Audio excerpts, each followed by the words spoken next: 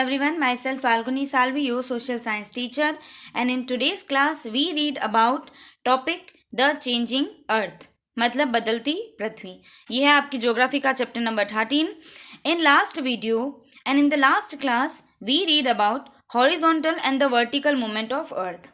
And in this video we read about theory of plate tectonics. Okay, what is plate tectonics, what is fold mountains, and what is faulting of mountains. Okay, now continue the class.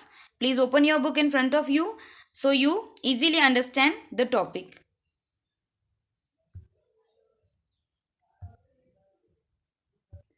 So this is in front of you your topic, theory of plate tectonics. Theory explains that the entire crust is divided into several large slabs of rocks called plates. इसमें दे रखा है कि plate tectonics की theory हमें ये बताती है कि एंटायर क्रस्ट मतलब पूरा जो क्रस्ट है is divided into several large slab, वो बड़े बड़े लार्ज स्लैब्स में बटा हुआ है जिसे हम प्लेट्स कहते हैं. These plates include the continent as well as the ocean floor. धरती के नीचे की तरफ जो क्रस्ट है, मतलब जिस धरती पे हम खड़े हैं और जो समुद्र के नीचे हैं, सभी जगह अंदर की तरफ जो रॉक्स हैं वो प्लेट के फॉर्म में होती है. The plates move and rub against each other due to force generated below the crust. Crust के अंदर मान लीजिए क्रस्ट के नीचे क्या है, मेंटल और कोर, उनमें कुछ डिस्टर्बेंस के कारण ये जो प्लेट्स होती है ये आपस में मूव होती है और एक दूसरे के रब होती है. The movement of the plate which is also called tectonic movement is responsible for the occurrence of the earthquake, tsunami and volcanic eruption. मतलब ये जो मूवमेंट होता है प्लेट्स का इधर उधर, उसे टेक्टोनिक मूवमेंट कहा जाता है और इस मूवमेंट के कारण ही धरती पर बदलाव आते हैं. जैसे कि आप देखते हैं अचानक धरती हिलने लग जाए उसे हम अर्थक्वेक या भूकंप कहते हैं. सुनामी आना मतलब ओशन जो है उसके अंदर जब ओशन के नीचे की जब फ्लोर होती है, मतलब जहाँ पर ज़मीन आ जाती है, वहाँ पर जो टेक्टोनिक्स है अगर उसमें कोई प्रॉब्लम होती है तो ओशंस में जो है लहरें उठने लग जाती है बड़ी, जैसे सुनामी कहते हैं. एंड वॉल्केनिक इरप्शन, और बहुत ज़्यादा ज्वालामुखी जो है वो भी फूट जाती है जिसे हम वॉल्केनिक इरप्शन कहते हैं. Now the next topic is fold mountains.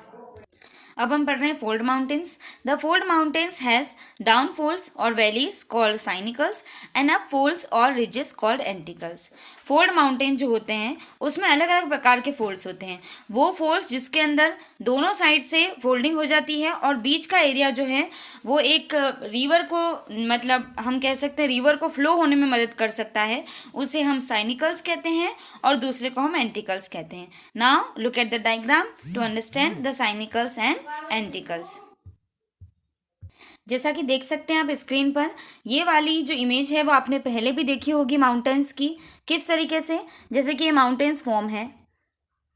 In mountains में जो ऊपर पार्ट है, मतलब जो अपर पार्ट है, उसे हम क्या कह सकते हैं, एंटिकल्स. क्या कह सकते हैं, एंटिकल्स. और जो नीचे पार्ट है उसे साइनिकल्स कहते हैं. वैली का मतलब क्या है कि ऐसे दो माउंटेन्स बने हुए हैं और उसके बीच का जो अंदर की तरफ ढलान वाला एरिया होता है उसे हम क्या बोलते हैं, वैली. और उस वैली वाले एरिया को हम क्या बोलते हैं, syncline. Okay, now look at the topic.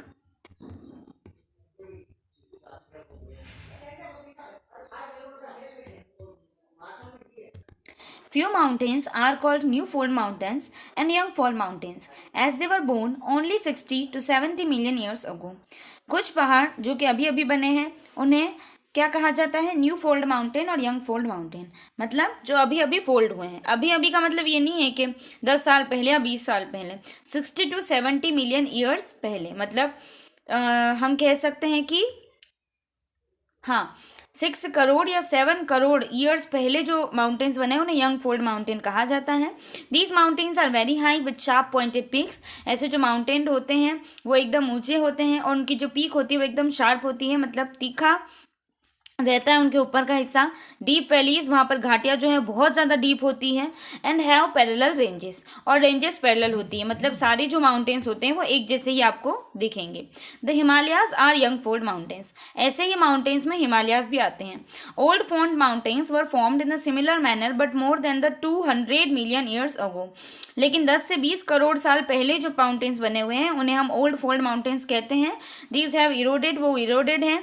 Warne down मतलब उनकी वैलीज भी इतनी बड़ी नहीं है और उनके जो पीक्स है वो राउंडेड पीक्स है, मतलब इतना तीखा उनके ऊपर का हिस्सा नहीं होता है, या पर्वत की चोटी इतनी ज़्यादा तीखी नहीं होती है। और इसके अंदर कौन सी आती है? अरावली रेंज, जो हमारा राजस्थान में है अरावली पर्वत श्रृंखला, वो फोल्ड माउंटेन्स में आती है और ओल्ड फोल्ड माउंटेन है, मतलब पुराने माउंटेन जो हिमालय से भी पहले आ चुके थे। नेक्स्ट हमने देख ही लिया, डायग्राम को समझ लिया है। The Aravallis of Rajasthan and the Urals of Eurasia are the good example of the old fold mountains. Okay, now the next topic is faulting. Faulting का क्या मतलब है? Faulting is the breaking or cracking of old hard and brittle rocks. Folding is breaking or cracking, मतलब किसी चीज़ का टूटना और crack होना, जो पुरानी चीज़ें हैं या कोई हार्ड ब्रिटल रॉक चट्टानों का टूटने का जो काम है उसे हम फॉल्टिंग कहते हैं। Such type of rock are present in the ancient plateaus like the Deccan plateau of India and plateau of east Africa. Block mountains are formed in this manner due to tension opposite of the compression. Vertical folds or the cracks are created along the lines of the weakness in the crust. When a part of the crust between the cracks sink down, a valley is formed, such as the Sakkan Valley is called a rift valley or the graben. देखिए, अब इसको आप diagram से समझेंगे तो आपको अच्छे से समझ में होगा। आप देख सकते हैं दोनों पहाड़ हैं, लेकिन इन पहाड़ों के बीच का एक हिस्सा जो है वो दूसरे की तरफ, नीचे की तरफ झुक रहा है। मतलब समय के साथ साथ जो पहाड़ होते हैं वो उनके अंदर चेंजेस आ जाते हैं, और चेंजेस में क्या हो गया है, जैसे लाइंस बनी हुई है तो कुछ समय बाद क्या होगा, मतलब हाफ माउंटेन तो यहीं पर रह जाएगा और कुछ माउंटेन का हिस्सा नीचे खिसक जाएगा। तो खिसकने के कारण ही फिर जो है वो वैलीज फॉर्म हो जाती है। तो उन वैलीज को बनाने का काम जो है वो इसके अंदर होता है। Okay, now look at the topic. आगे दे रखा है आपके कि इसी तरीके से रिफ्ट वैली भी बनी हुई है। समटाइम्स, कभी कभी the land between the cracks is uplifted by the internal force, कि कभी कभी दो पहाड़ जो होते हैं उनके बीच का हिस्सा जो है इंटरनल फोर्स के कारण ऊपर की तरफ उठता है।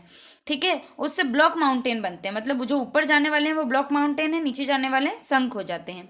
जैसे कि रिफ्ट वैली के आसपास नर्मदा और तापी वैलीज बनी हुई है, विंध्या सतपुड़ा रेंज जो बनी हुई है वहां पर ब्लॉक माउंटेन्स हैं।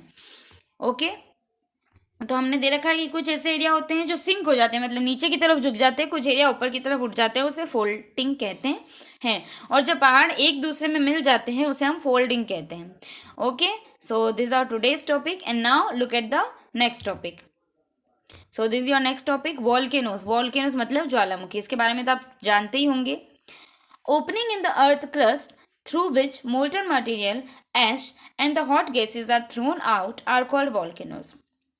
धरती का वो हिस्सा जिसका मुंह ऊपर की तरफ खुला हो और जो मेंटल तक भी अंदर जा रहा हो, और उसके अंदर जो भी मोल्टन मटेरियल है, चाहे चट्टाने हो, चाहे राख हो, गरम गरम गैसेस हो, वो सारी चीज़ें जो है बाहर निकल करके तब आती हैं जब धरती के अंदर डिस्टर्बेंस होते हैं। This happen due to internal pressure. इसके का ऐसा क्यों होता है? क्योंकि अंदर इंटरनल प्रेशर रहता है which pushes the molten material inside the earth called magma to the surface through an opening called the vent. ये जो पूरा ज्वालामुखी होती है, इसके ऊपर की तरफ जो हिस्सा होता है जहाँ से लावा निकलता है या मैग्मा निकलता है उसे हम वेंट कहते हैं।